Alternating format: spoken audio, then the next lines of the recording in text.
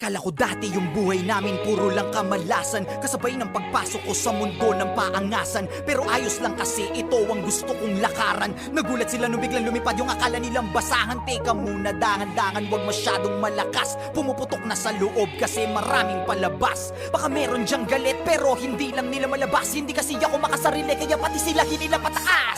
Teka, ang dami nagbago, ugali pati na mukha mo. Ganyan na ba yung mga dapat gawin para mahalin ng mga tao? Sa bagay sanay ka naman, no respeto daw kahit pa ba. No, kung gusto nyo ng respeto, tanungin nyo na sila kung magkano. Huwag magpapaapekto, kala mo perfecto. Lalo pag nagsalita na yung mga yang kala mo walang depekto. Samantalang ako ginawa ko lang lahat ng ito ng puro diretsyo. Habang ikaw kailangan may siraan ka para lang makaasenso. Para ka lang chismosong ginawan na lahat ng kwento. Isa kang kupal na manunulat, ya puro ka lang imbento. Tinapakan, inangasan, sinabihang umalis na lang ako rito. Nilabanan, hinayaan, kaya ngayon ako na ang bago paborito.